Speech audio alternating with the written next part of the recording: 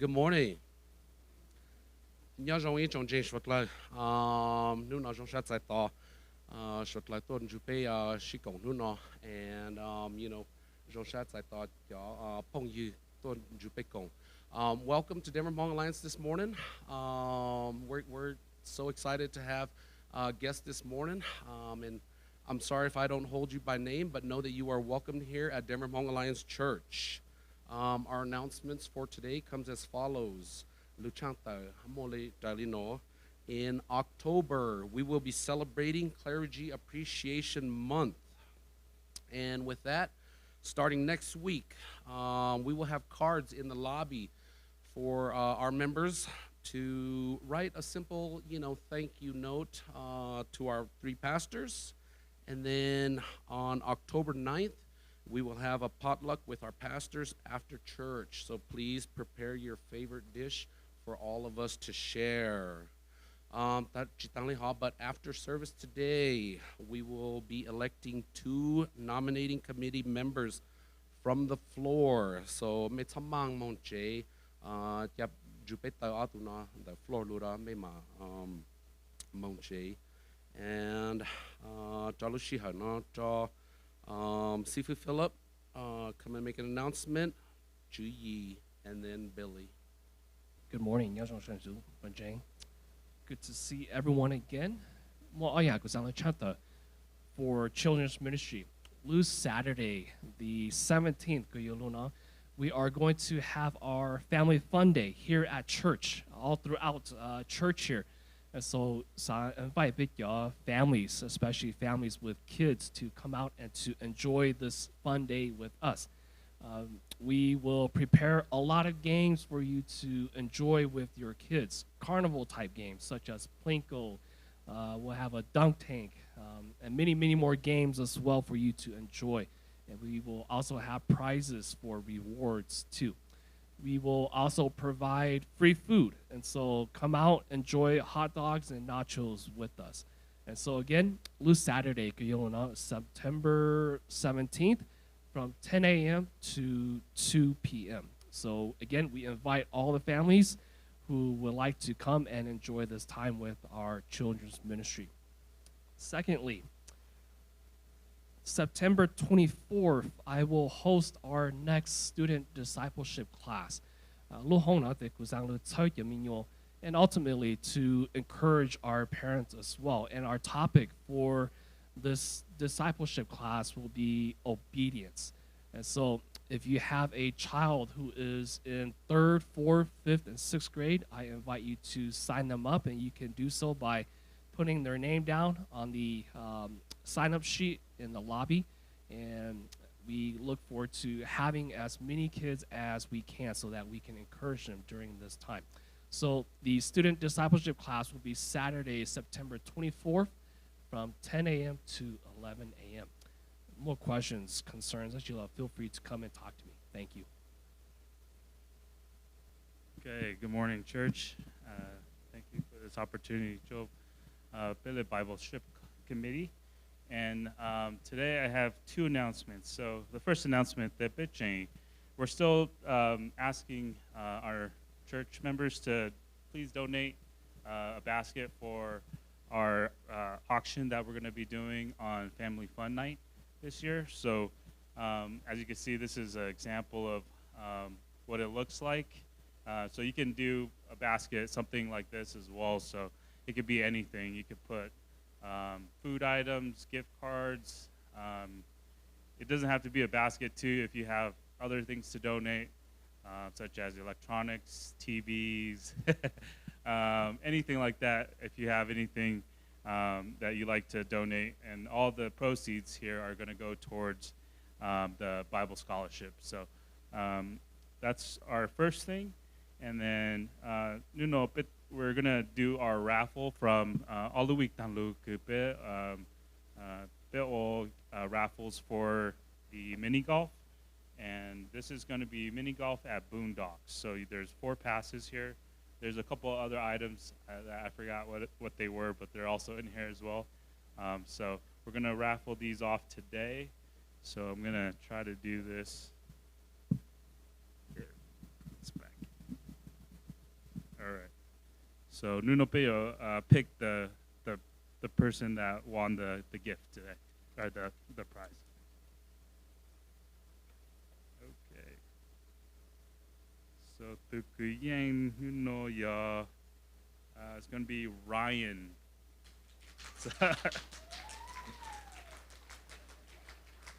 Where's Ryan? Or now Ryan can come get it too. Hey, you could come. One of you guys can come get it.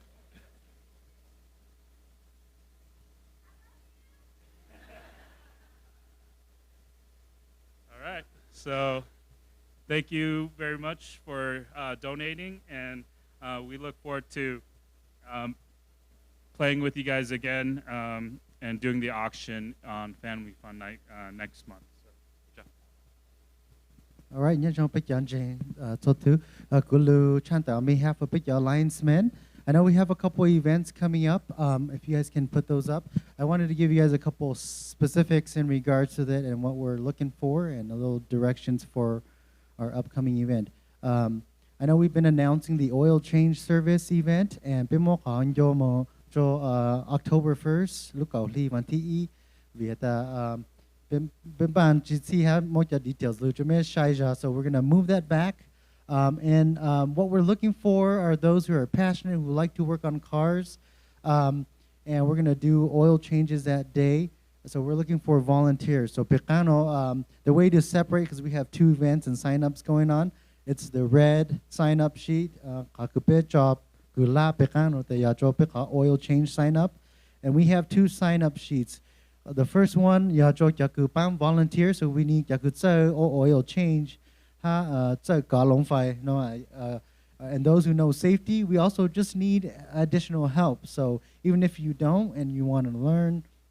please join us and we can teach you, we can show you. The more the merrier, so we can fellowship together. And then the second sign up, we do have a time slot sheet for vehicles. If Kasanta Kulu, I have a couple cars at home, I want oil change done. They're due soon. You can sign up. But a part of this is really community service. This year, to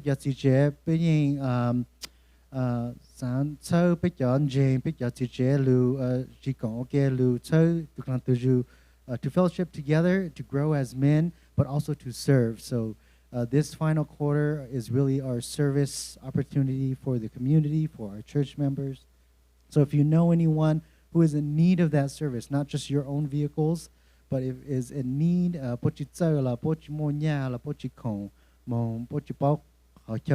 we can provide this service. So you can sign them up, and invite them to come,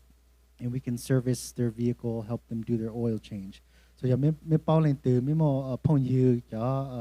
George need this service done. You can sign them up and have them come. And what we want is, if you're coming and you want to invite someone with you, they can come with you so they can see our church, see our members, and then get this service done. So we have the two sign-ups, sign-up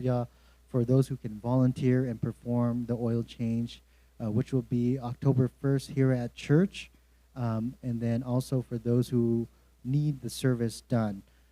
And the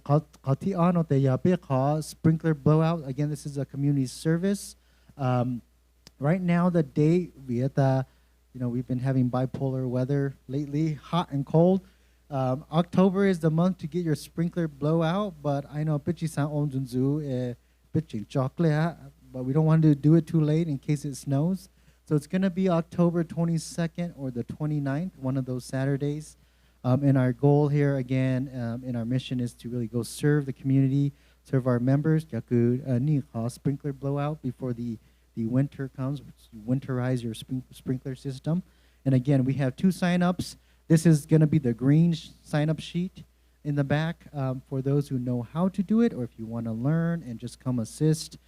please sign up there. And then also, again, service please sign them up, sign yourself up if you would like some assistance with that too. So just wanted to mention this for the congregation, and we look forward to all of our men signing up to support this and serving our community. Moklanchi Nunzin Nola Ju Pika leaders of the Men's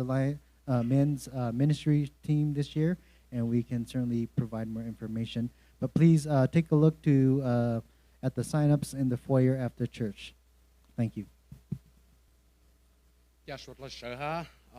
bé thảo bằng chữ vấn đề bé lù của bằng chữ đời sự kế hùng cầu bé còn sao ok. Heavenly Father, thank you for bringing us here together at Denver Hmong Alliance Church, Lord. And we thank you for all the blessings that you've bestowed upon us, Lord. Pray that you will be with us, open our hearts to receive your message today, Lord. And just allow these songs that we sing today, all that we do, the way that we conduct ourselves, be a beautiful thing in your eye, Lord. In Jesus' name we pray. Amen. Good morning, church. Let's lift up our voices together and let's praise God today.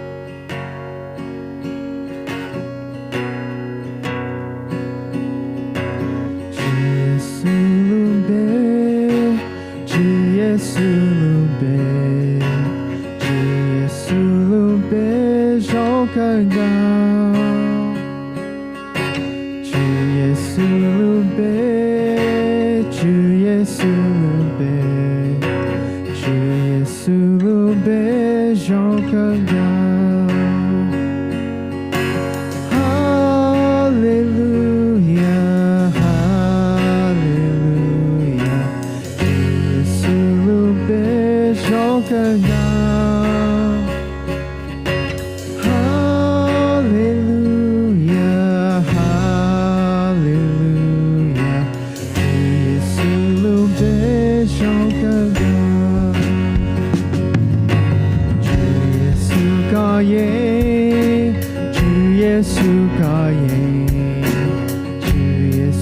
예수가 예수께도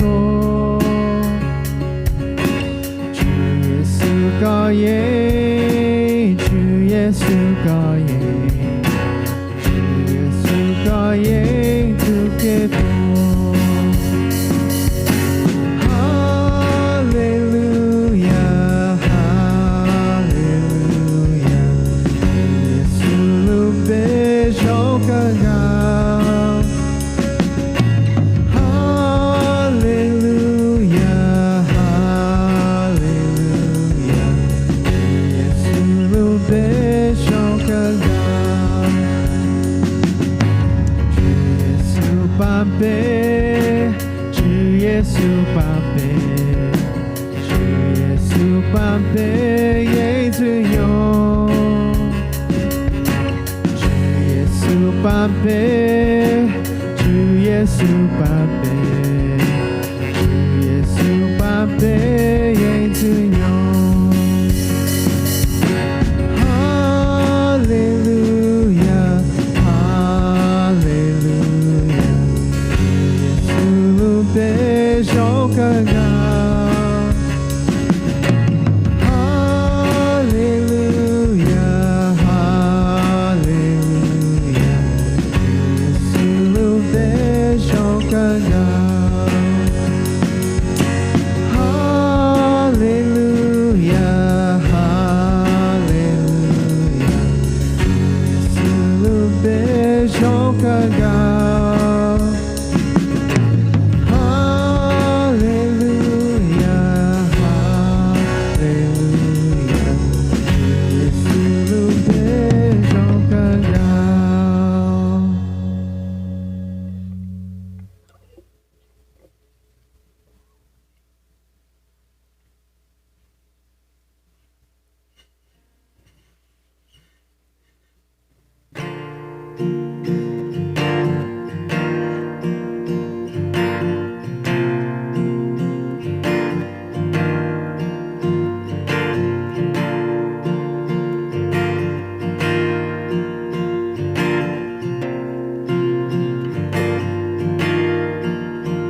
I hear the Savior say, thy strength indeed is small. Child of weakness, watch and pray. Find in me thine all in all. Jesus paid it all to him I owe. Sin had left a crimson stain, he washed it white as snow.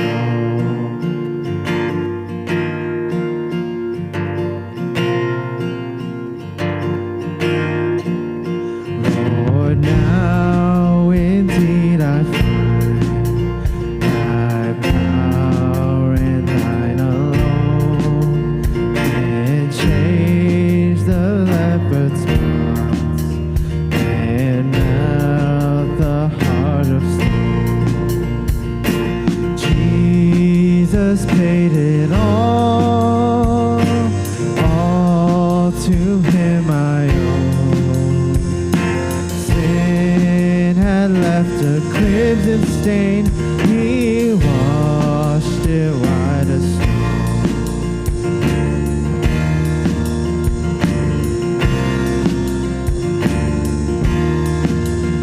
And when before the throne I stand in incomplete, I'll lay my trophies down, all down at Jesus' feet. Jesus paid it all to him I owe. Sin had left a crimson stain, he washed it white as snow.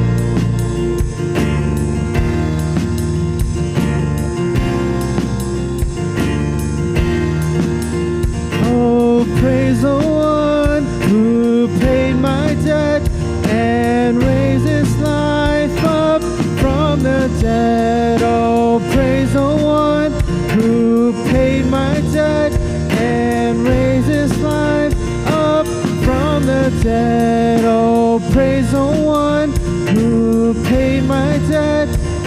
and raise his life up from the dead. Oh, praise the one who paid my debt and raise his life up from the dead. Jesus paid it all to him I owe. Sin had left a crimson stain, he washed it white as snow.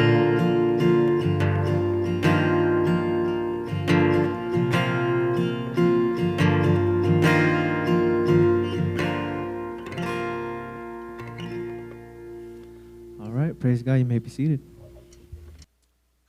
我哋俾到啊，路頭方主咗啊，平呀俾到在那方主路喏，也俾路西方主做路嘅。If you brought your Bibles, please turn with me to Psalms chapter 34, verse 4 through 7. 也咪叫方路古多，俾陀哈俾有年湖，泡蛋糕，從俾隻包。I blow to Hyang. Again, if you brought your Bibles, we're going to be looking at Psalms chapter 34, verse 4 through 7. Phong đẳng câu, trong bế cho blow, ngai blow, xuống ngai Hyang.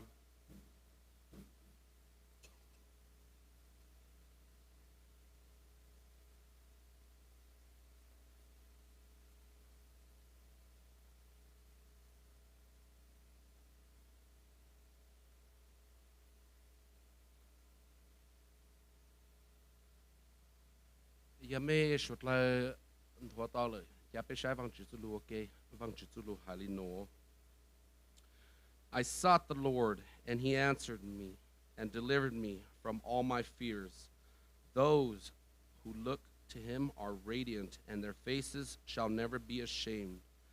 This poor man cried, and the Lord heard him and saved him out of all his troubles. The angel of the Lord encamps around those who fear Him and delivers them.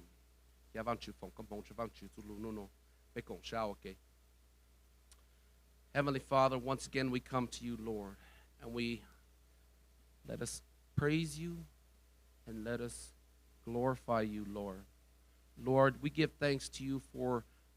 this place of worship today, for the members of our congregation, and Lord, we thank you for the blessings that you've bestowed upon us, our congregation, in the means that we are allowed to go out and provide for our families on a daily basis, Lord. Lord, in return, we have brought a portion of that money back to you. We pray that you will accept this portion of money as an offering to do your work and in your name to the ends of the earth or until you return. In Jesus' name we pray, amen. Well, good morning. Dòng xe bé đã có một chạy một nhông tôi nhau ok bé hiểu văn chữ giờ là dòng xe ta tại nơi cho lên xe tu tua trong cái bé văn chữ ở chỗ đó thật sự là chân mong thank you to cái sự nói xong cái sự Philip and xin dòng nha for the pulpit this morning and thank you for the opportunity to give God's word this morning. Before I begin, I'd like to introduce là sẽ khẽ tu của chữ sinh nu nó đầu bé bao thế New York của tuần này New York thì United Bible Society tua and you have to sai của Taiwan chữ giáo lu là she excuse me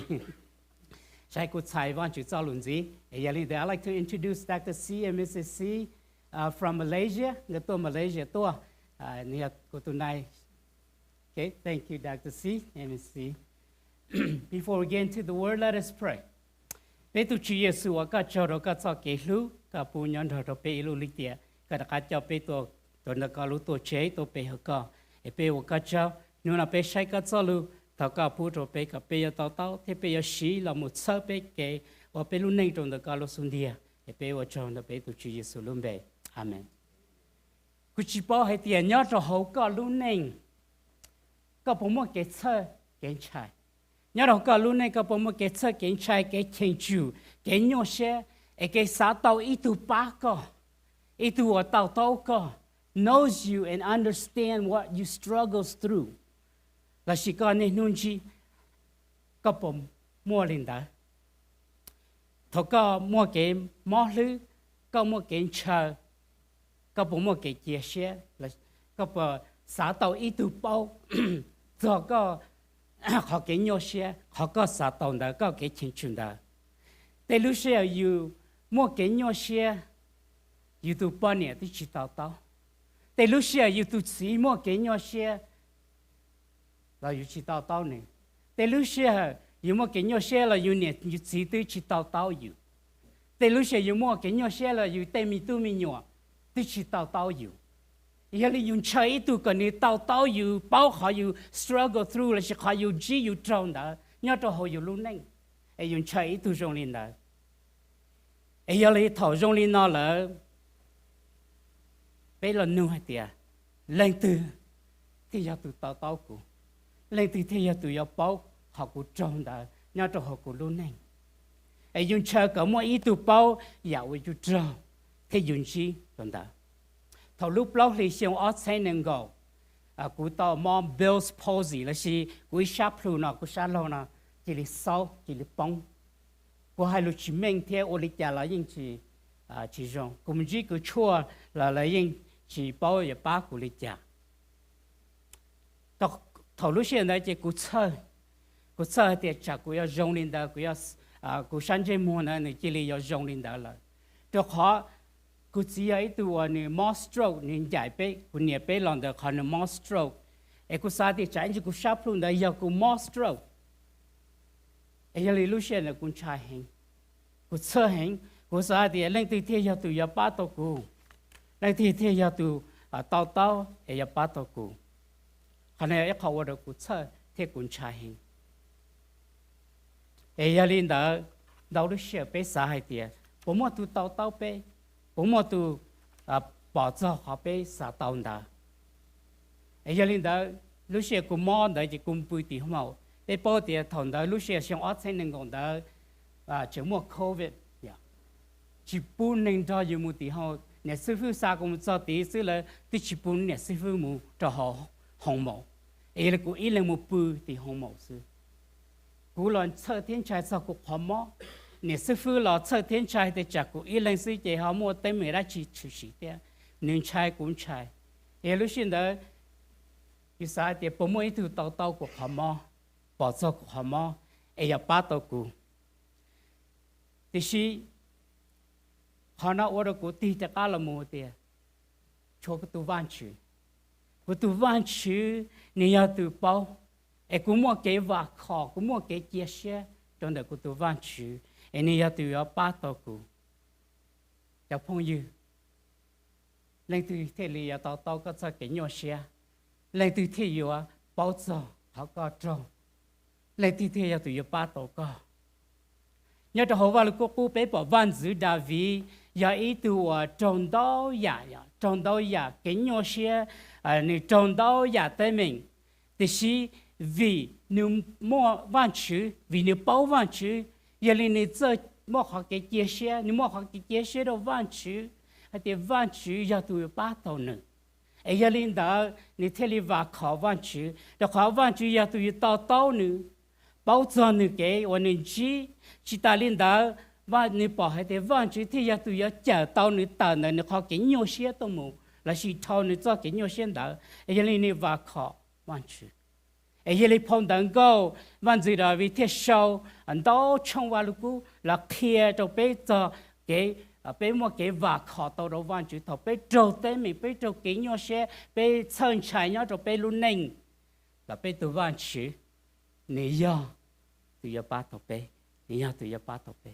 giờ linh hồn là quý cho bé là một cái luân chế lưu hay tiệt tu chữ bao giờ còn chi tu chữ bao giờ ở còn chi nhau đâu cả luôn này the Lord knows what you are going through the Lord knows what you're going through bé mua cái và họ tu chữ vì những bao giờ đời nó nhau đâu họ bé luôn này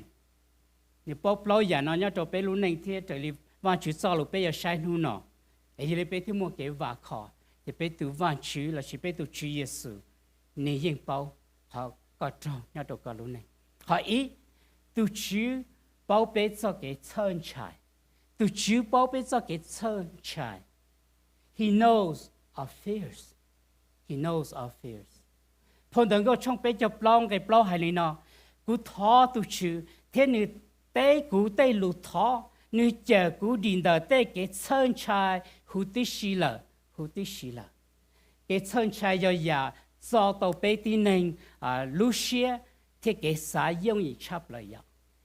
fear là sự cái trai ya ít họ vật do tàu bé lù xía thì bé cho cái xã chấp lại. Fear is the disease that cripple our hearts and minds the easiest. Giờ thì cái chân trai bé mua cái chân trai chỉ khả năng như cho tàu bé cái chia sẻ bé lúc sẻ bé cái啥, we gave into fear. Giờ họ cho tàu bé dùng gì chấp lại, cái tàu bé trai bé chỉ li dùng ta bé chịu bao ở đó chỉ, cũng chỉ bao đến này trong cái giá thì rồi cũng trai chỉ những dụng ở đó cũng chính ở đó cũng dùng ta, ở đó dùng ta chỉ bao ở đó chỉ. Vì thầu lúc đó là xem ở trên能够了，被定了通的电柴都干嘛 COVID， 也变柴 COVID 很。头定能柴了，也定能我在眼里呢。头定能柴了，也定能被bỏ hay để定能mua多得啦呀。mua yo u yo nó này mua yo đau hơn na是了，但是mua đau hơn na得啦。被mua到得啦Asian 了，被mua yo 存到那存到照好吧好处。เราก็เป็นชายที่เป็นยอถอเชียงเอาเชิงยาแต่ลุงเต้เนาะยาจงดูจ้องเล่นดาวตุนชายจ้องเล่นดาวตุนมือยอชูนนดาวจ้าเราจ้าห้องเบสเมนต์เดี๋ยวเดินนนดาวจ้าเราจ้าห้องเช why ก็เป็นชายสิเป็นชายเงินก็สิถ้าเป็นชายแล้วคนเราเราเป็นจิริยงเป็นจิริเซอร์เป็นจิริว่าแต่ยาเป็นยิ่งจีอีสิว่านะเป็นยิ่งจีอีสิว่าแต่ยันดาวิเป็นชายสิเชื่อchỉ li dùng ta, cái trái yêu giả của tôi bé tin này chỉ li chỉ bảo của bé luôn này lại, we don't know how to function, inu thôi inu là, đọc học bé mua cái trái, bé yên bảo tê nhận dữ ở văn dữ đã vì trâu ya, nếu là như trâu ý à, bé nô này là chỉ bé sẽ được của trâu thiên đà, nếu cô mua đào ya nếu trâu, thì chỉ cô chỉ hay cho tên đó trâu bé, thế chỉ bé bỏ họ văn dữ đã vì trâu. Văn giờ David hay tiệt tu chữ, tôi giờ văn chữ, yên bảo ni cho cái thợ kiến trai. The Lord knows my fears. Ấy lấy của cho xe tàu tàu văn chữ, ấy thầu ni thọ tu chữ ni tàu cái bát chùa. When he lifted up his fear, he surrendered his fear to the Lord. He received help from the Lord. Cái vấn đề nhỏ, muốn đâu ya. Or to be so ben chai, which boy had their be nature to is free of fear. Chỉ mua cái sơ kiến chai, be tin nên sơ tu, ye mua cái sơ kiến chai. Ấy chỉ cũng mua be giả li nào to be bỏ nhau, ben chai cái tu. Be tin nên họ lo chấp là ben nhau lên để nào chỉ ben chai cái tu, ben chai cái mò cái nghinh. Ya ben chai cha chỉ mua nhẹ. Mua nọ mua hậu, bên trái tây mình, bên trái nhà bên chỉ bao thế bên chỉ tàu cho, tây nhà li nọ giờ họ mua được bên mua cái chất kiến trái, ấy li thầu tây nhà nó chữ sĩ cho hậu bên luôn này là chỉ bên trâu lỡ, bên rồi chia sẻ cho lên từ, bên giờ vật khó lên từ giờ tụi giờ bắt tàu bên, ấy li thầu bên chỉ tây nọ, bên giờ chia sẻ cho lên từ. Giờ lấy bé chỉ li mua họ bé sản bé mua họ sản lên nào, bé chỉ li mua họ cái sản lên, nhớ luôn địa tây nào bùa mua ít từ bao thì giờ ba tàu bé, cái bé sao trâu tây nào, nhớ thông luôn địa tây nào bùa mua ít từ giờ ba tàu co thì tàu cũ họ bé chỉ tây nào, văn dự đã vì luôn này kia trong bên tàu yaวันนี้chỉ, ta xin mua ít từ, để tìm một sai, mua để giờ ba tàu nữa. Tụi ta yêu văn chữ, em nếu muốn cho cái sơ kiến trai, cho tăng thọ, cho văn chữ, của tụi ba này. Nếu nó, nhớ đồng được có lúc này, có sơ cho đã chỉ. What is the fear that is in your life? What are you facing? Giả tư, của tụi con trai, đã chỉ của tụi con trai. What causes a fear in your life? Thầu lúc gì thì tình hình gặp lâu, xong ít sinh cho bố cho xa. Cha so sự USA weekend mỗi khó ở đây có hết cho giáo American chạy chấp lời. The Americans in this country fear the most. Chỉ cho bao phim buôn chạy chả mua chạy sinh động accident. Chỉ cho bao phim buôn chạy chả mua more cancer. Chỉ cho phim buôn chạy chả chỉ mua nhẹ mua xia. Bây giờ chỉ phim buôn chạy chả lâu lâu aging do cá là Alzheimer. Bây giờ bao phim buôn chạy chả mua lừa tù chỉ linh đạo yêu victim of violence. Thằng George Floyd tua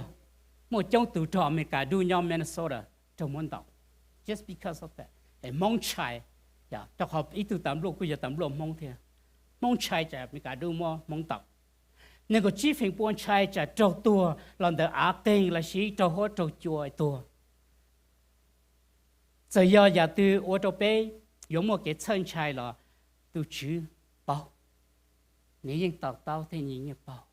Bé tê cái sơ kiến chạy. Giờ giờ trong lúc chỗ yên cái cầu này hay li nó, này chỉ chọn chạy cho khó cũng rong rải này. Cứ giờ này tụ văn chữ này chỉ chọn bông xe. Cứ giờ ba này thiết sơ còn này mua giờ cứ sát tê xì giờ bùa trở này. Còn nào bộ ô tô này chia xe mà, còn nào bộ ô tô này vả cỏ mà. Bé tụ văn chữ ô tô li nó đâu có thiết đâu cũ nè. He knows our fear and he is ready to help us. Frederick W. Kropp hay tiệt muốn tao giờ nhớ luôn tiệt tên nó ô tô bé có mua kiến chạy thì xin nhớ đông đời kiến trình chỉ mua khó lo cha ở yếu ba có bé chọn chạy. There is much in the world to make us afraid. There is much more in our faith to make us unafraid. Vì bé tu văn chữ, bên trên văn chữ, nợ bé cho kiến trình văn chữ, cho nên cho kiến trình nợ bé chỉ chân trái cho ý đã chỉ. Cho họ bé trên tu văn chữ lo chấp了, để cho kiến trái nhau luôn để chỉ lo chấp bé tu văn chữ, bé chia sẻ tổ trò bé tu văn chữ. Để những trên kia cho phong dư. Bé tụ văn chữ yên bao, yên tàu, và bên chí, bé trâu, bên trời, nếu tụ yếu ba bé. Ý bị tàu trong chính cái xa hay tìa, văn chữ yếu tụ uốn nè nô trò cử nè. Và lên đó nè chỉ lì muốn tay cái nhỏ xe, hữu tí xì cho plua đâu văn chữ. Cho plua đâu văn chữ, và phong dư. Nếu nào chỉ lì muốn có cho cái chơi, cái trái, cho đâu văn chữ, cho đâu văn chữ. Thổ có cho plua đâu văn chữ là, cái yếu tàu đã chỉ. Cái tàu cái cá xe, cái thái yên, tập họ văn chữ gia tu ba tàu con, để tu chữ gia tu tròn rải con nhỏ xua lúc xí hả, he is always with you and me. Bé chỉ thàn trai, cho đâu bé tu văn chữ sư. So instead of holding on to your fear, trust the Lord and receive His peace and deliverance today. Nia tu ba tàu con. Vì tu chữ giờ tu bao có cho cái chơ kiến trái. He knows your fear. Họ thì tu chữ bao bê xa kiến trình. Tu chữ bao bê xa kiến trình. He knows the state of our faith. He knows the state of our faith. Phần đó có trong bé chụp lòng cái chế hành gì hết tiệt. Cho nên我照去做加考门节呢。thế lời dòng xe cái này lời yếu chỉ là tay我lời chia sẻ cho. Kiến chứng nhập họ biết chia sẻ. What is faith? Kiến chứng nhập họ biết chia sẻ đâu xin. Faith is what we hope in or for. Kiến chứng cho linh đó. Thọ biết cho lười tu chỉ cho là gì cho cái cho nhẹ sẻ, hoặc cho biết chỉ bao giờ chia sẻ lý trả là chỉ một cái chia sẻ. Lúc xưa thầu biết cho cái nhỏ sẻ, biết cho cái cho nhẹ, biết cho tới mình nhớ cho biết luôn nên. Đến đầu lúc xưa biết sợ biết chạy. Để biết chỉ là đi đặt cả là một nông cho biết cho kiến chứng. Để lúc xưa để tụ cho kiến chứng chơi là thế. They forfeit their faith because you là trong đó.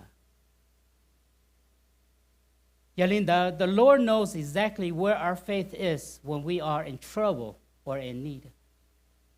Thọ biết thiên chủ, biết một cái thiên chủ, thọ biết trâu tế mình, biết chi tế mình, biết thủ văn chỉ như bao biết cho kiến chứng nhỏ họ từ. Thế dòng đi chả. He knows our faith. ấy giờ linh đó bé bỏ gì hết tiền văn gì đào vị thằng nó trâu tế mình nếu tuổi nếu cho cái gì khó nếu và khó văn chữ nếu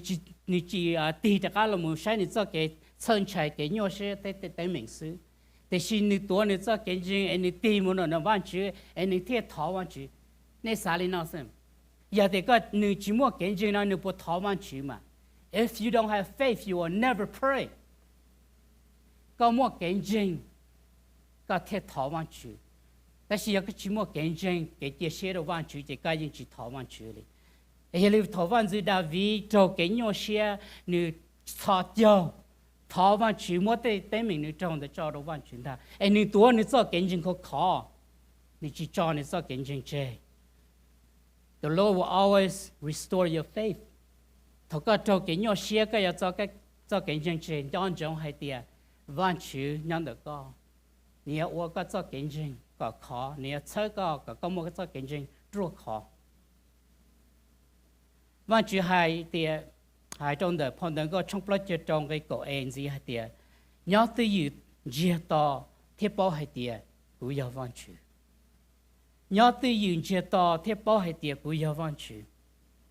giờ giờ bây giờ trâu đã chỉ thì yêu mua giờ từ chữ sĩ nhớ trâu bây luôn này là bây chỉ là sợ cho nhớ chia to thọ văn chữ be still and pray nhân chế tỏ thảo văn chữ, họ nói là học hiểu được có hai tiếng, có mua kiến trình, có chừng chia sẻ thảo văn chữ, để văn chữ giờ tụi ba tổ con. He knows the state of our faith when we are hurting. Don't give up on our faith. Thảo con chỉ tên mình, có cho giải nhau chấp lại nhau tụi con luôn này, sao cho có cho kiến trình chế, tôi có cho kiến trình có tốt khó. Cũng mấy tụi phong như loตัวยิ่งอดหลัวเนี่ยจะหัวจอดหลัวแต่สิถอนี่ย้อนนี่ป้อนเนี่ยเจตอลีเก่าแต่ช่างตะการน่ะก็ชินเจ้าเจตะการก็ชินเจ้าเจนี่จิลีตันตะเปิ้นเจมูอลุนในลีลุนเดเตละแต่ชินน่ะนี่จงลีนี่จอว่างจุเจยังชีเยเช่ระว่างจุละ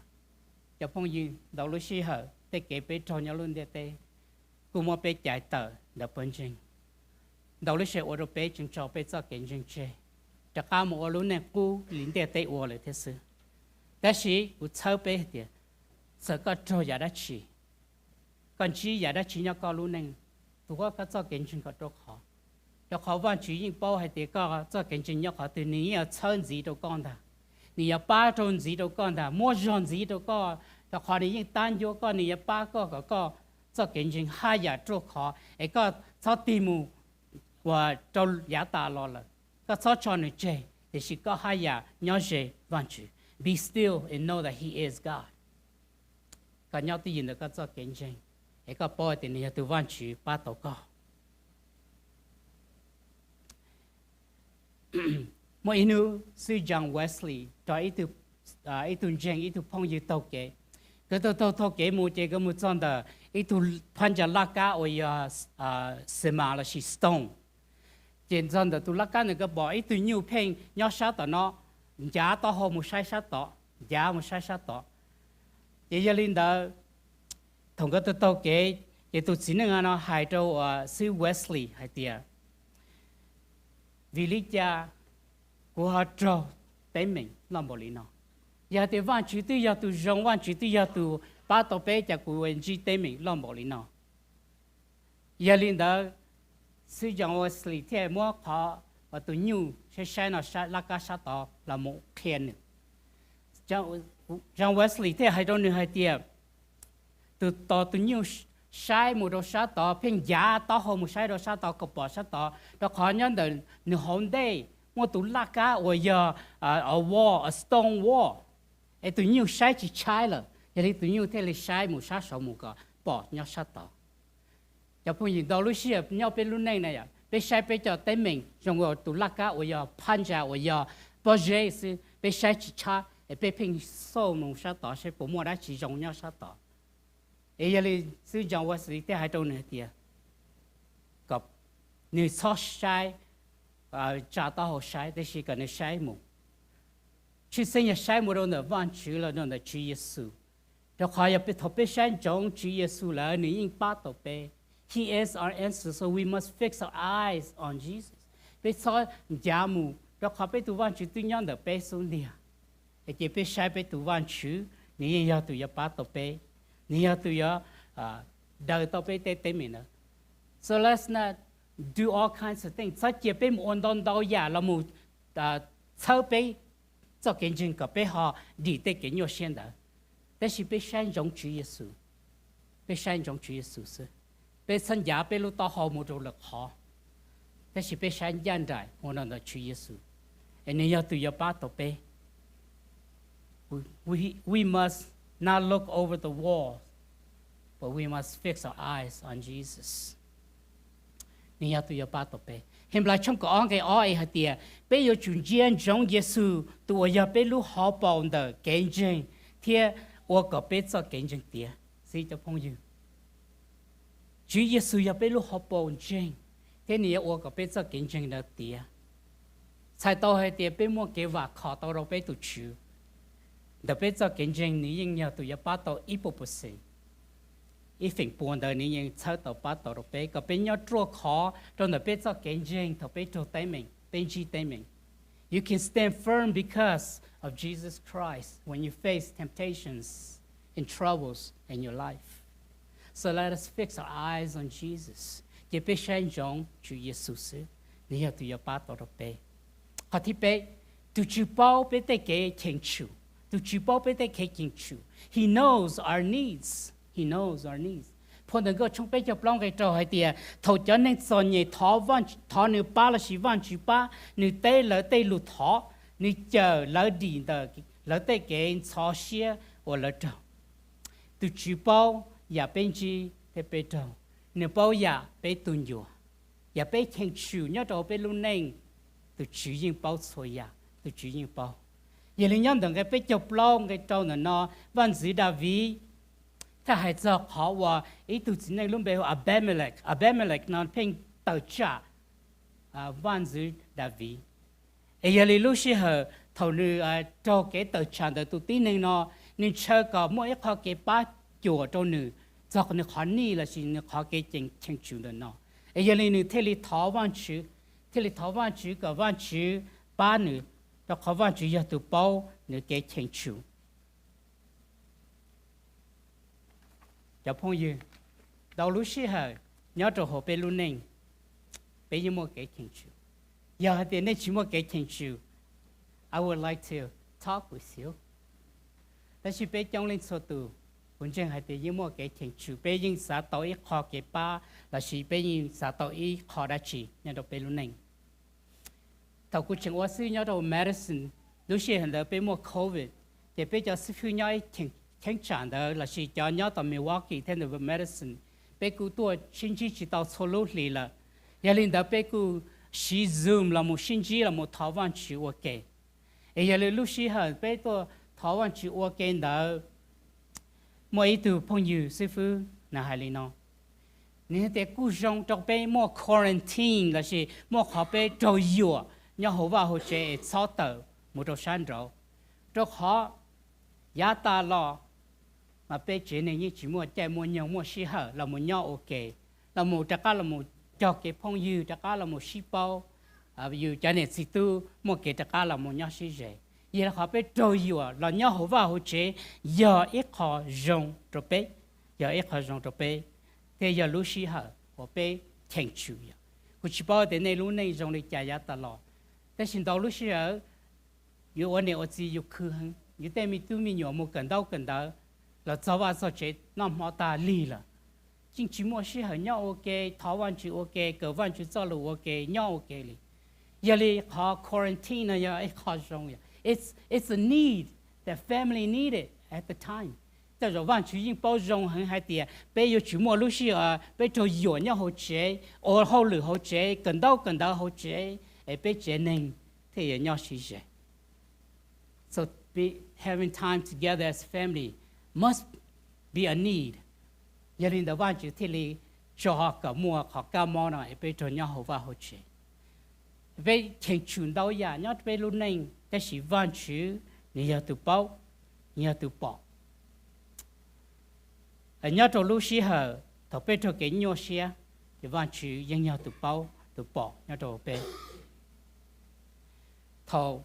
lúc xí hở bé ở trâu quarantine đó cú giờ ý lúc xí hở rong trâu cú thế rồi khi họ cú ni lúc xí hở là cú chèn chủ lúc xí hở đó cú mỗi lúc bỏ nữa họ ở đây bỏ cá nữa nó là phải cú mỗi lúc cò nhau nữa nó lo hành đi bị mò thọ xong và ít sinh chụp buộc cho cháu trâu là 1996 để nhau nữa nó chỉ lo rủ tua cú bên muốn vua chỉ một phải但是头路时候我莫干嘛呢？边要好vào chế是quốc hệ là Thái quốc hệ là chọn chừng là sự chế của mua时候mua phải của lúc con. Otherwise, I wouldn't have the time to do it.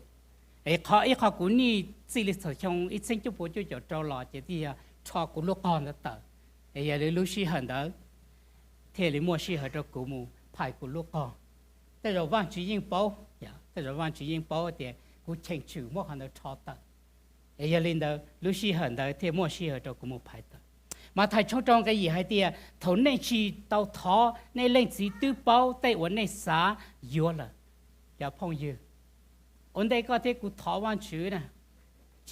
chỉ là thọ bé sao xe là chỉ bé xả xứ là chỉ thọ bé chán giao trả lù thọ vấn đây còn đó văn chữ tư bao họ có thành chữ giờ lấy khó nó giờ ấy họ sơ rồi có thế rồi cũ có bên mua cái vật khó văn chữ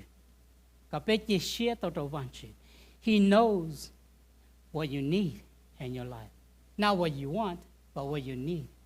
văn chữยิ่งbảo đảm đó nếu bác sĩ có muaอย่างđó có lao động bác sĩ này họว่าmua cái chia sẻ tao rồi cũ vậy vì chỉ bảo hay thế này trong lịch trả bác sĩ mà he already prepared completely before you to give to you. Thì tên bà chỉ mua được có là nếu chuyện bà ý giả sẽ nếu chuyện bà nhà nó sẽ thì chỉ nên bà thôi giả chỉ được có là họ nó giờ họ mua tàu cái chia sẻ được cũng thì cũng chuyện thì giờ họ mua cái chia sẻ được có ý giả thế giờ thì cho phong yêu nếu nó nhớ được có lúc này có thành chủ giả đã chỉ bà chỉ riêng bảo vấn đề là nếu bà chỉ là nếu mua nhà được có chỉ là chia sẻ simply go before Him and trust Him. He will give whatever you need to you. Hạt tiếp lâu. Từ chữ bao bê lưu nênh tận đây. Từ chữ bao bê lưu nênh tận đây. He knows our future. He knows our future. Phần đằng câu trong bê chụp lòng cái xa này hay lý nào. Từ tỷ chữ rong gió trở cho nên và hử từ chữ. Thiên này trở lại đi tờ tê cái bộ chùa. Từ chữ những nhỏ tôi chủ yếu bao số giả của tôi sĩ, cái sản phẩm này là nào hay tiệt, giờ hay tiệt, ở mỗi ý từ tin này là gì ý từ tin này ô tô suy chỉ chỉnh chân đầu có mỗi phần thọ ý giả là nữa nè, còn nếu grant có ý giả đó chỉ nè, có sao còn nếu mua đó chỉ đầu có. If you rob a lamb and a genie come out today, what is that one wish you wish for? Cho cô sa có tu tin này nào mua học bệnh sĩ cho cô là gì, ở đó cô có cô bao giá tàu hồn đây, giờ thì có bao có lúc này giá tàu hồn đây giờ trong lịch trả nè, man, có những ba thôi giá có mua cho hồn đây bây giờ, giờ bây lúc này giờ bây bao giá tàu đây, bây những chỉ thở, bây những chỉ chạy, bây những mua cái trôi xe xin đó,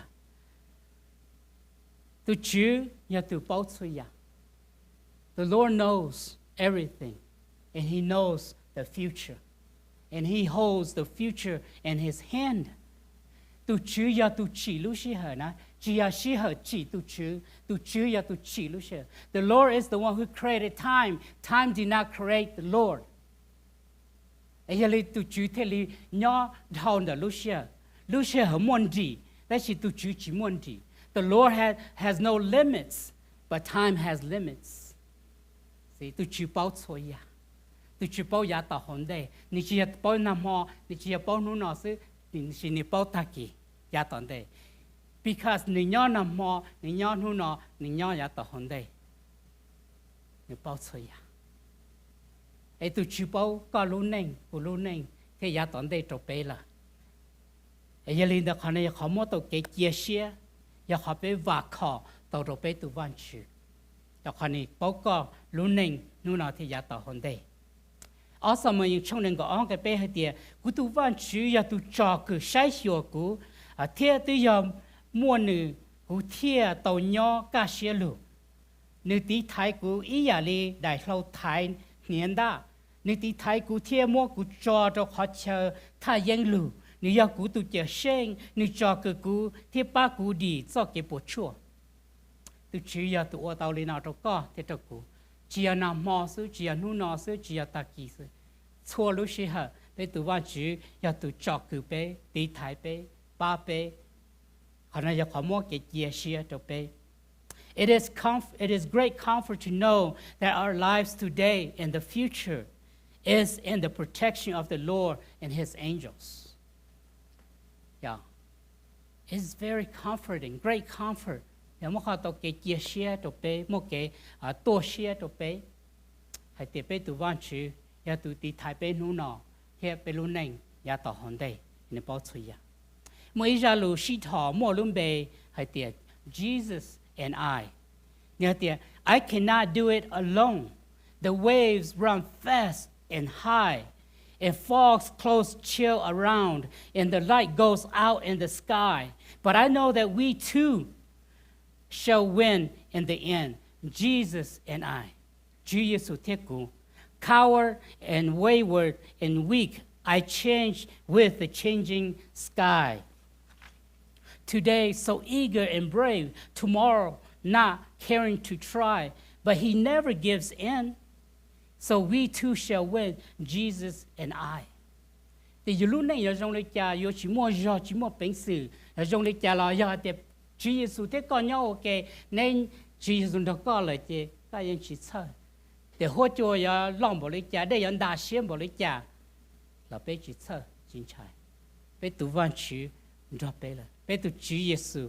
drop bé là, để bé chỉ sợ chính trái. Để cho phong yêu, thầu văn chữ đại bị drop tới mình, drop chậu sao lấy chậu,有么多不去，你只sợ chính trái.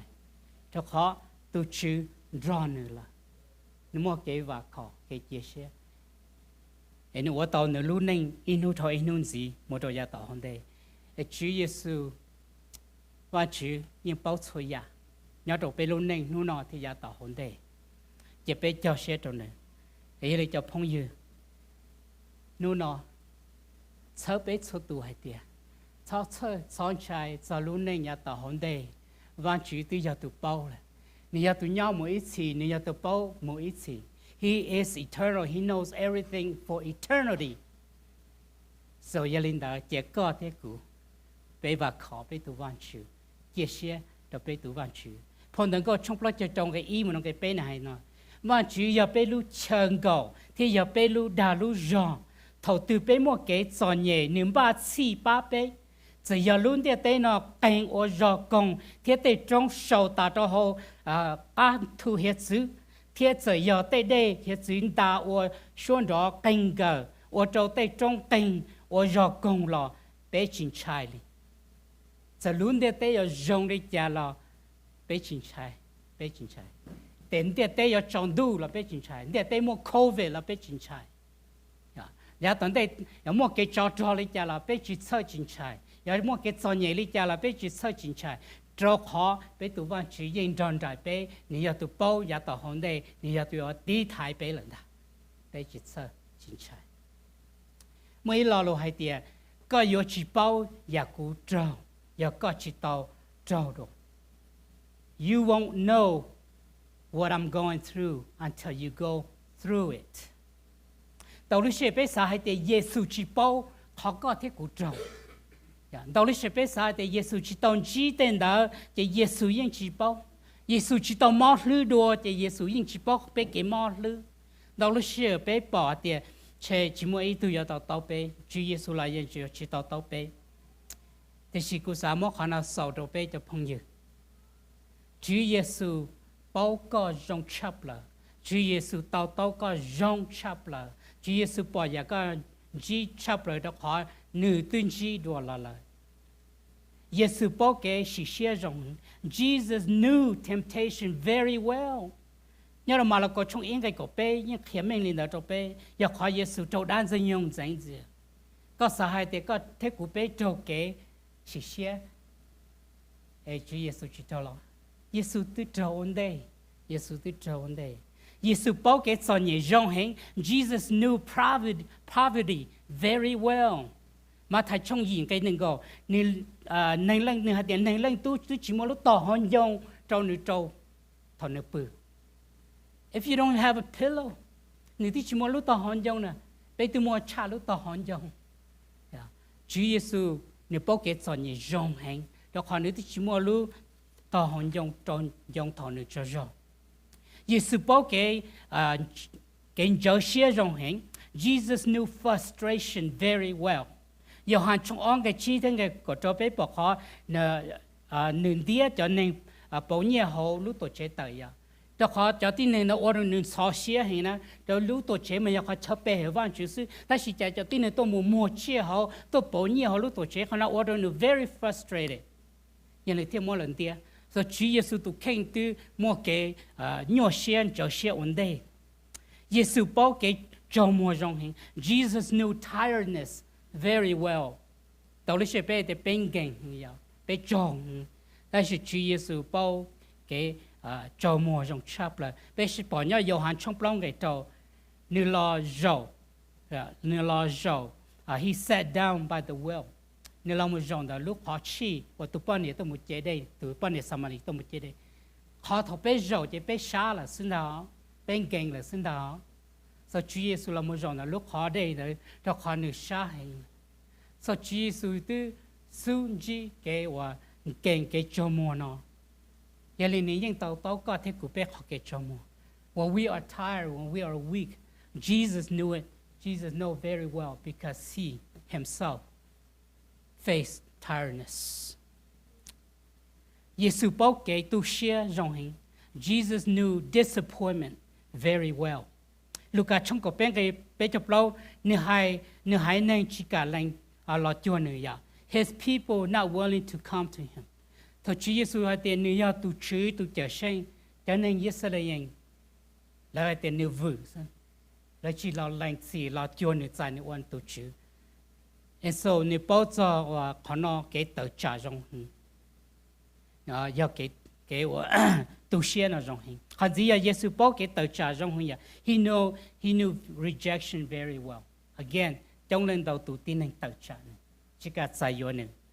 Giêsu bảo cái nhỏ xe rong hình Jesus knew sorrow very well mà thầy trong lần trong cái bé cho gì ya họ anh đi cho cái nhỏ xe lo hình he's overwhelmed with sorrow lúc xưa nó ya thầu Giêsu một tháo văn chữ họ lúc vào cái什么này ni cho hư rau ăn chả he knows sorrow very well thầu bé mua cái nhỏ xe lên từ thế tàu bé Chúa Giêsu đó còn này từ xuống chi vấn đề mua vấn đề là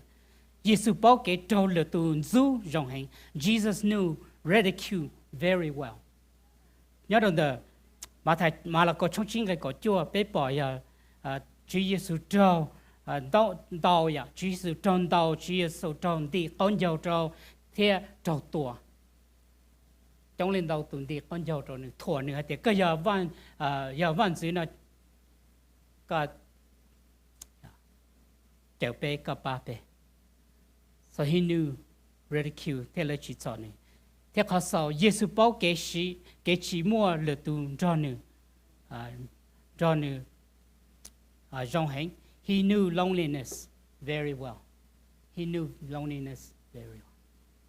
nhớ bé lâu nay tay lúc xưa chỉ muốn lên thì bao chỉ muốn lên bỏ trong cái bé ý lên tu cancer lên thì giờ bao lên thì giờ tàu bé Chúa Giêsu bao rộng he has been alone cho thứ thì forsake him trong lên đầu tu forsake him thằng nó trong đây cho nên ý lên trong bạc Chúa Giêsu bao hắn nó rộng giờ đi cho phong yêu tu Chúa Giêsu giờ tu bao xua ya đập bé luôn này xua ya bên chỉ bé trâu xua ya bé chèn chủ nhau bé luôn này giờ lên nó cho có luôn này tan thọ đầu tu chữ cho có luôn nên tan thọ đầu tu chữ tu chữ giờ tu bao bé cho cái chân trái tu chữ giờ tu bao bé cho cái anh tu chữ giờ tu bao bé cái thiên chủ thế tu chữ giờ tu bao bé luôn nên ta hòn đây thì bé mua vậy cái vào khó tao cho bé tu chữ trust surrender to him give him mua nhà nhau cho con luôn nên tròn nương ta nên giờ tu chữ giờ bắt tao có thế cụ ấy chỉ bé là cho nữa chỉ mua bé luôn nên cho đồ nên nè hạt tiền này tìm ba chi your mua đồ bé lần ta he has prepared all those things for us already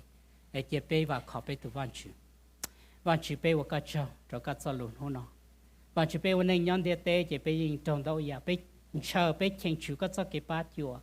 văn chữ hôn nó các cháu lúc khi mình cho bé hay thì cóยิงcho bé nhỏก็อย่าตัวอย่าปูเทเชอที่ป้าตัวเปอย่าเดินไปเตะเหม่งไปเตะเกี่ยวเชื่อก็ยิงอย่าตัวจ่อไปรุ่นใดอย่าก็จีที่อย่าตอนเตะไปรุ่นนั้นอย่าตอนเตะอย่าขอก็ถึงบ้าเจียตัวเปก็อย่าตัวเป้าก็อย่าปูตัวเปเปเอาก็เจ้าที่มันก็เจ้าหลวงนั่นไปเชื่อตัวที่จะไปตัวชีเยซูลุ่มเบอาเมน